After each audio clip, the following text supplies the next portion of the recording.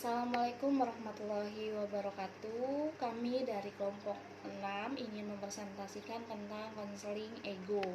Di sini kami yang beranggotakan kelompok dan saya sendiri Indah Ayu Sundari, dan rekan saya ada Indri Anita, Fahlila Rahman, Maulana Malik, dan Sania Isabel. Nah, di sini kami akan ngebahas tentang konseling ego. Yang pertama, pandangan teori konseling ego terhadap manusia. Konseling ego dipopulerkan oleh Erich Humborge Erikson, dilahirkan di Frankfurt, Jerman pada tanggal 15 Juni 1902. Konseling ego memiliki ciri khas yang lebih menekankan pada fungsi ego. Erikson membangun di atas konsep Freud pada tahap perkembangan, memperluas target sendiri melalui seluruh siklus hidup dari lahir sampai mati. Ciri khas psikologi ego yang dikemukakan Erikson yaitu yang pertama, menekankan kesadaran individu untuk menyesuaikan diri dengan pengaruh sosial. Yang kedua, Erikson mengemukakan bahwa fungsi ego dalam memecahkan masalah persepsi identitas ego dan dasar kepercayaan bebas dari ID, membangun sistem kerja sendiri yang terlepas dari sistem kerja ID. Erikson menyesuaikan diri dengan realita. Ego mengembangkan perasaan yang berkelanjutan pada diri dengan masa lalu dan masa kedatangan. Erikson beranggapan bahwa manusia tidaklah bertingkah laku berdasarkan pada instingnya atau semata-mata memenuhi kebutuhannya. Manusia tidak didorong oleh energi dari dalam, tetapi manusia itu lahir ke dunia untuk merespon perangsangan yang berbeda-beda. Misalnya, individu dalam kehidupan perlu menyesuaikan diri dengan keadaan lingkungannya, perlu memerlukan sesuatu untuk keperluan orang lain dan di sekitarnya. Dari asumsi tersebut, maka Erikson memberikan pemahaman mengenai konseling ego, di mana lebih menekankan peran ego dalam kehidupan seseorang.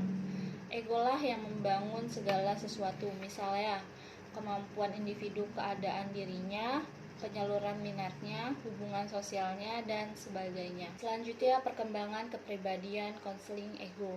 Menurut Kelvin S. Hall dan Gander Lindsay 1978, Erikson merumuskan ciri-ciri perkembangan kepribadian yang gagal pada setiap tahapnya. Keseluruhan tahap perkembangan kepribadian tersebut dibagi Erikson menjadi 8 tahapan. 4 tahap perkembangan. Yang pertama sejalan dengan pengklarifikasian tahap perkembangan psikoseksual menurut Sigmund Freud, yaitu berlangsung pada masa kanak-kanak. Tahap perkembangan berlangsung pada saat remaja, sedangkan 3 tahap berakhir berlangsung pada masa dewasa dan masa tua. Yang pertama, masa bayi awal dari 0 sampai 1 tahun. Pada tahap ini, perkembangan yang sukses ditandai dengan sikap percaya. Sikap ini dianut apabila anak memperoleh kasih sayang yang cukup dari orang tuanya dan kebutuhan terpenuhi dengan baik.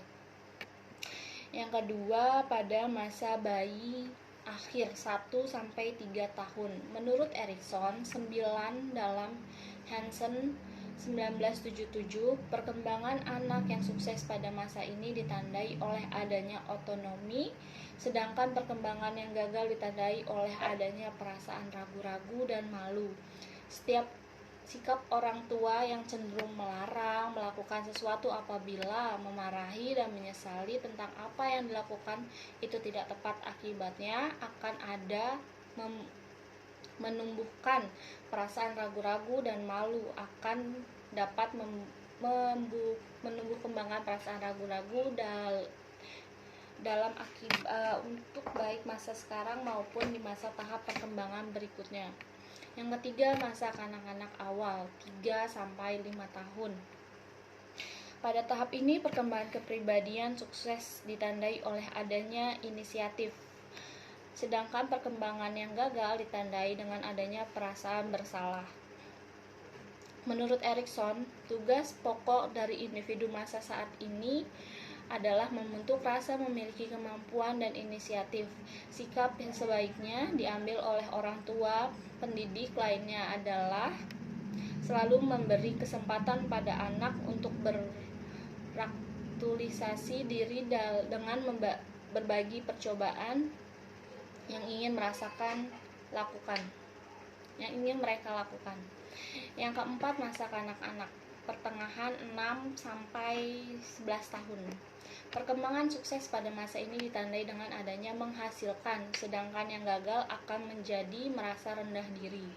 Dapat dilihat bahwa anak SD sedikit demi sedikit sudah dapat memberi kewajiban, misalnya menyapu, mengerjakan PR, membersihkan sepatu, dan lain-lainnya.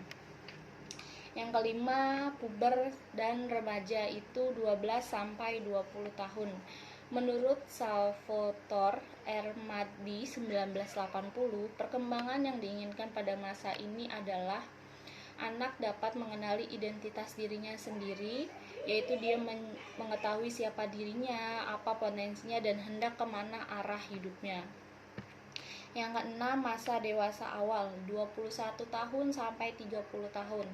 Ciri dari perkembangan kepribadian yang sukses pada saat ini ditandai oleh adanya keintiman, sedangkan perkembangan yang gagal ditandai oleh isolasi. Intim maksudnya adalah sudah memiliki kemampuan yang baik untuk akrab dengan orang lain dan tidak suka menyendiri. Yang ketujuh, masa dewasa pertengahan, 30 tahun sampai 55 tahun. Perkembangan yang sukses ditandai oleh adanya keaktifan dalam berbagai bidang secara umum, misalnya aktif dalam organisasi, aktif dalam raga, dan sebagainya. Selanjutnya, menurut Rohman Natawijaya, kemampuan untuk generatif merupakan konsep yang luas yang dimanifestasikan dalam bentuk kemampuan untuk menghasilkan secara baik dalam bekerja atau bagian apapun. Yang kedelapan, masa dewasa akhir, 55 tahun ke atas. Perkembangan yang sukses ditandai oleh adanya integriti atau terpadu dalam perkembangan yang gagal ditandai dengan despair atau keputusan. Di sini saya akan melanjutkan kelebihan dan kelemahan konseling ego. Kelemahan yaitu ada dua, susah untuk mengetahui bagaimana ego yang ditimbulkan oleh klien karena individu merasa bahwa ego tidak kuat dan tidak harus ditemukan. Dua, konselor mampu atau susah mengetahui karena dalam konseling ego ini dilihat dari reaksi yang ditimbulkan. Dan kelebihan itu ada tiga. Satu, bisa membuat individu berkembang dan kuat dirinya sendiri melalui ego. Kedua, membantu anak dalam berkomunikasi dan dapat menilai tingkah laku berdasarkan reaksi dari orang lain. Ketiga, membiasakan individu berkembang terus-menerus proses hubungan diri dengan dunia luar. Tujuan konseling ego. Adapun tujuan konseling menurut Erikson adalah memfungsikan ego klien secara penuh.